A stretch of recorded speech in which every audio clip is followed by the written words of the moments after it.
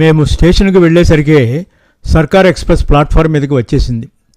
శేఖర్, నేను మాకు రిజర్వ్ చేసిన కంపార్ట్మెంట్లోకి వెళ్ళి కూర్చున్నాం.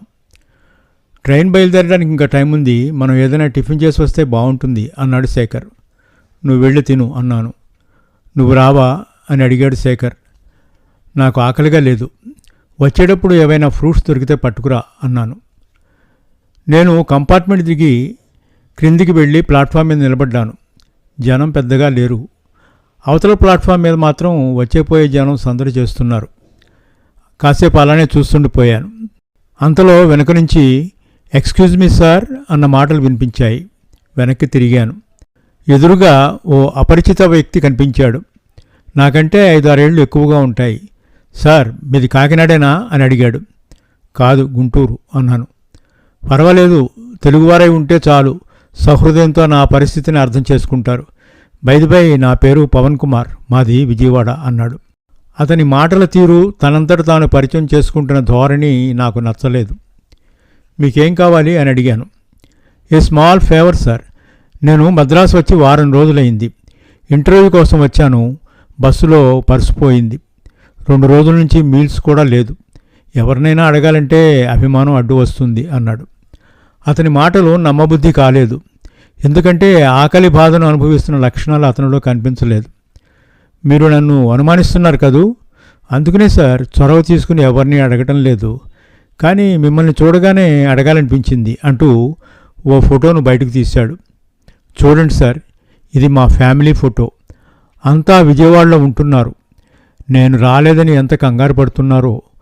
మీలాంటి వాళ్ళని అడిగి ఎలాగోలా మా ఊరు చేరాలని నా ప్రయత్నం.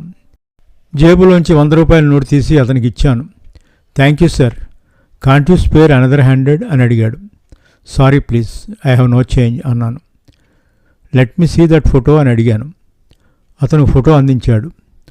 అందులో అతని ప్రక్కనున్న వ్యక్తిని చూడగానే ఆశ్చర్యపోయాను. అనుమానం అక్కర్లేదు, ఆమె కాంచనే. నా మెదడు పనిచేయడం ఆగిపోయింది. అసంకల్పితంగా ఫోటోను అతనికిచ్చి గబగబా ట్రైన్ ఎక్కాను. సీట్లో కూర్చున్నాను. మనసంతా అల్లకల్లోలమైంది. బయట నుంచి వస్తున్న గాలి చల్లగా శరీరానికి తగలగానే కొంచెం రిలీఫ్ కలిగింది.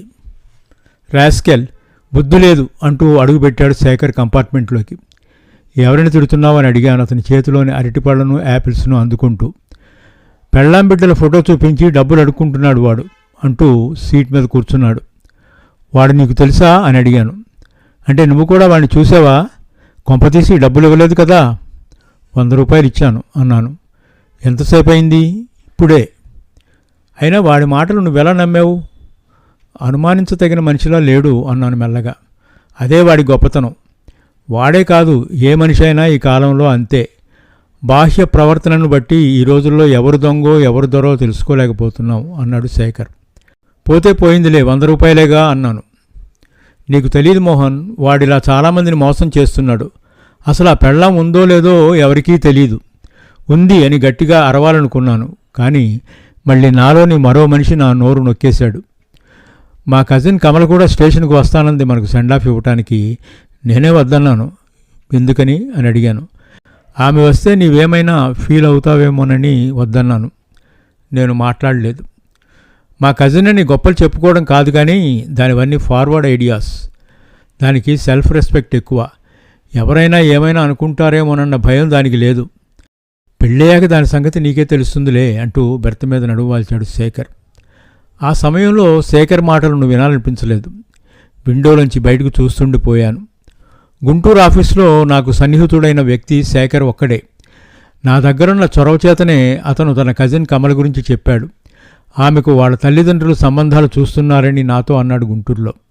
ఆ ప్రస్తావన యొక్క అంతరార్థం నాకు తెలుసు, అయినా నేను బయటపడలేదు. అతను చెప్పినదంతా శ్రద్ధగా విన్నాను. ఎటు ఆఫీసర్స్ ఇంటర్వ్యూకి మనిద్దరం మద్రాసు వెళ్తున్నాం కదా, నీకు అభ్యంతరం లేకపోతే మా కజిన్ కమలను చూద్దువు గాని, నీకు నచ్చితే మిగతా విషయాలు మీ పేరెంట్స్తో మాట్లాడతాం అన్నాడు. నేను సరే అన్నాను.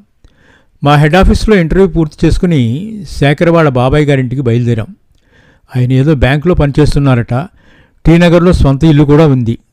మేము వెళ్ళగానే ఘనంగా మర్యాదలు చేశారు. కమలను పరిచయం చేశారు. అందంగానే ఉంది.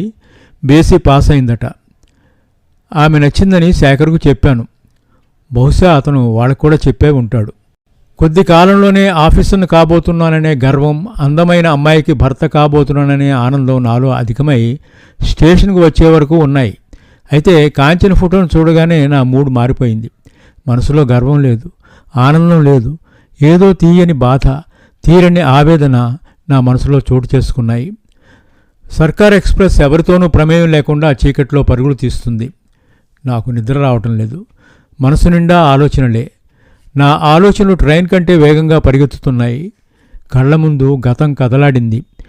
గుంటూరుకు రాకముందు నేను విజయవాడలో ఉద్యోగం చేశాను. ఆ రోజు నాకు బాగా గుర్తు.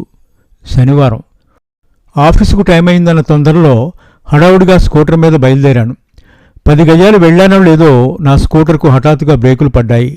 ఎదురుగా నేల మీద ఓ 6 ఏళ్ల కుర్రాడు పడిపోయి ఏడుస్తున్నాడు. సమయానికి నేను బ్రేకులు అయిపోతే చక్రం క్రింద పడి ఉండేవాడు. స్కూటర్కు స్టాండ్ వేసి కుర్రాడిని ఎత్తుకుని సముదాయించాను. అతని తాలూకు పెద్దవాడు ఎవరన్నా ఉన్నారేమోని చుట్టూ చూశాను. ఎవరూ కనిపించలేదు.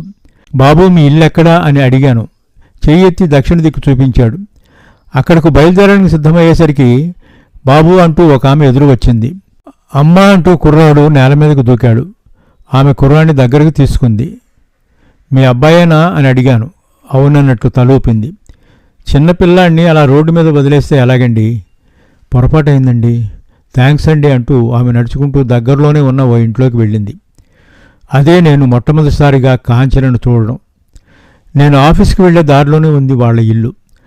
ఆ రోజు లగాయితూ ఆ ఇంటి ముందుకు రాగానే నా దృష్టి అటు ప్రక్కే మళ్ళటం అలవాటైపోయింది. ఆ అలవాటే అనర్థాలకు దారితీసింది. ఆమె ఎవరో, ఏం చేస్తుందో తెలుసుకోవాలన్న తలంపు కలిగింది. మార్గం కోసం అన్వేషిస్తుండగా అవకాశం గమ్మత్తుగా దొరికింది. ఓ రోజున వాళ్ళ బాబు నన్ను రోడ్డు మీద చూసి మా అమ్మకు జ్వరం అన్నాడు ఏడుస్తూ. నేను వెంటనే అతనితో కాంచన వాళ్ళ ఇంటికి వెళ్ళాను. ఆమె నిజంగానే మంచం మీద పండుకొని ఉంది. మనిషి నీరసంగా ఉంది. ఇల్లంతా పరిశీలనగా చూశాను. అద్దె ఇల్లు కావటం చేత కాబోలు ఇల్లు ఇరుకుగానే ఉంది. మీరా అంటూ లేచి కూర్చుంది. పర్వాలేదు, కూర్చోండి. మీకు జ్వరంగా ఉందని బాబు చెప్పాడు అన్నాను. పర్వాలేదు, ఇప్పుడు తగ్గింది. కుర్చీ మీద కూర్చోండి.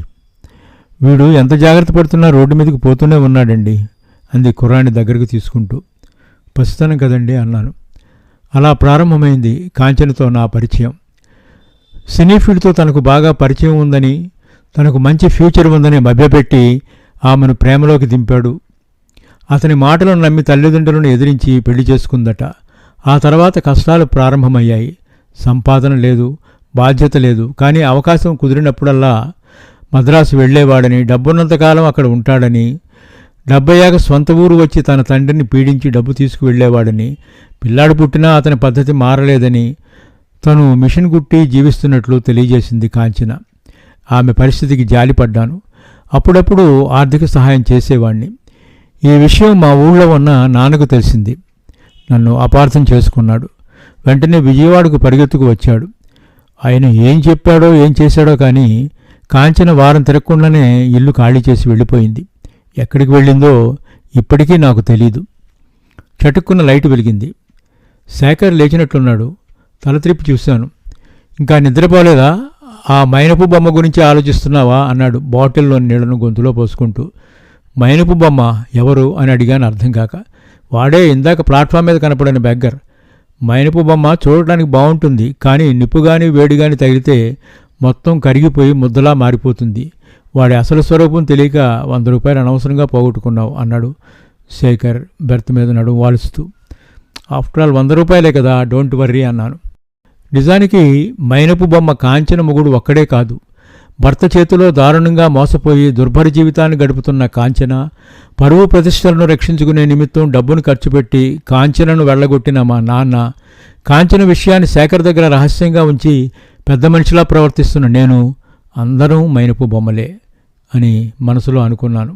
కానీ అదే సమయంలో శేఖర్ కూడా తన మనసులో కమల సురేష్ వలన మోసపోయినా మోహన్ లాంటి వ్యక్తి భర్తగా లభించడం ఆమె పూర్వజన్మ సుకృతం అని అనుకున్నాడన్న విషయం కమలను పెళ్లి చేసుకున్న 6 రోజులకే నాకు తెలిసింది.